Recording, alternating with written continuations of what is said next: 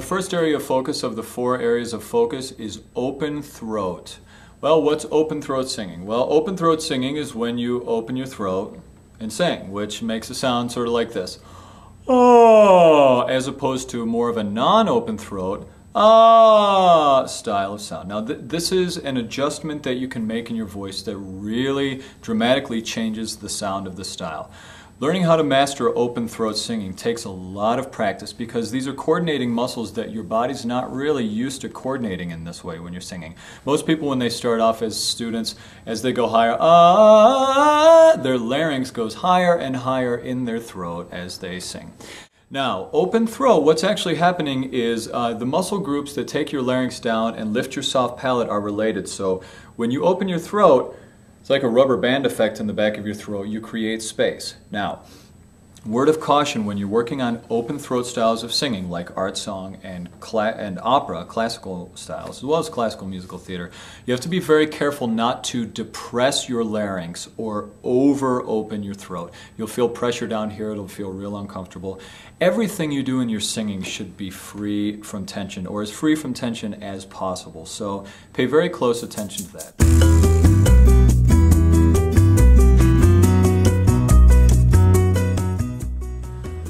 Now here's Billy and Lee demonstrating open throat sounds.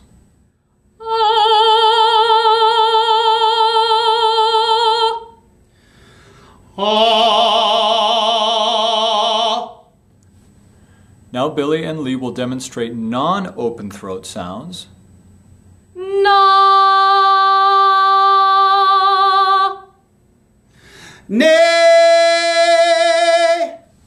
Okay, now what are the styles that use open throat? What are the styles that don't use as open throat of a sound? Well, open throat styles would be opera, art song, and classical musical theater. Now, most people who are just starting off singing aren't quite sure what art song is. Art song is songs that are in the classical tradition that are typically performed in recitals, usually with piano accompaniment, and they're considered literature or poetry set to music. So those would be styles of singing that do definitely use open throat. Now, very important for men and both women to understand the differentiation between how to sing different roles in classical musical theater. When I'm talking about classical musical theater, I'm referring to musicals from the 30s, 40s, and 50s. Basically, look at Rodgers and Hammerstein as the model for that time period. Now, if you look at the traditional musical like Oklahoma, for instance, or Kiss Me Kate's another one, if you look at those styles of musical theater, you'll notice that the romantic leads, like Curly in Oklahoma, and Laurie in Oklahoma both have very open throat sound, almost a very operatic production of sound.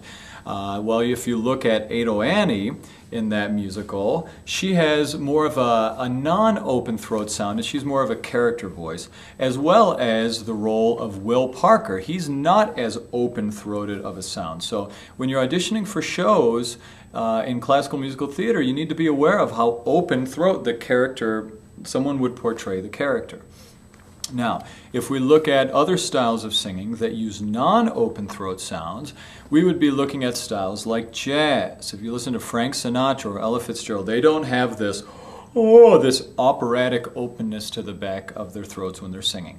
As well as pop singers, their throats, they don't have a lot of open space, hollow sounding space in the back of their throats when they sing, as well as contemporary musical theater. You'll actually find that contemporary musical theater, a lot of it follows the models of pop singing, even though contemporary musical theater has changed dramatically over the last several years. Now here Billy and Lee will demonstrate songs that use open throat sound.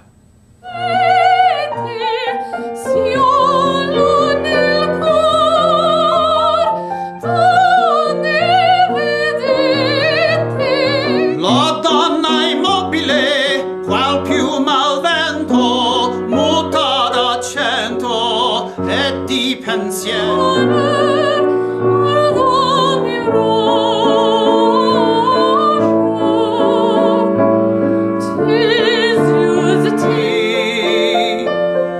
Were to change by tomorrow, and a fleet in a mile.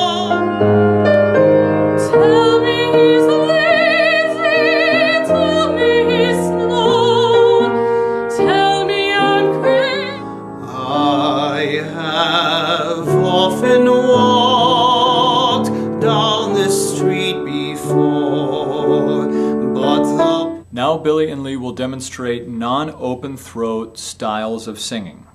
Again, I'll explain. It means that my heart's at your command.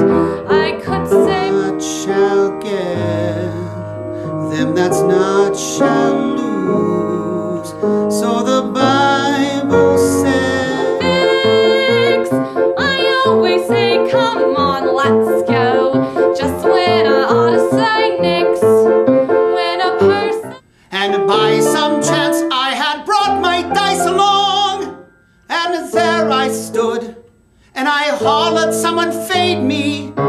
With some glamour guaranteeing every fiber of my being is displayed to How can I leave her? Where would I start?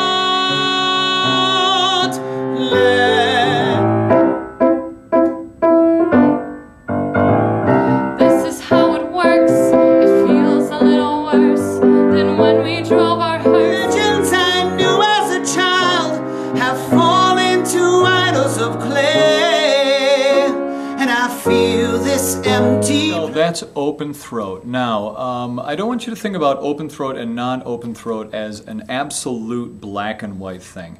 Choosing the amount of space or amount of depth or color that you have in your sound is something that is going to be different from person to person, and is also going to be different from from the different directors you want. Some are going to say, can you give me a little more of an open sound? Listen, that sounds a little more open.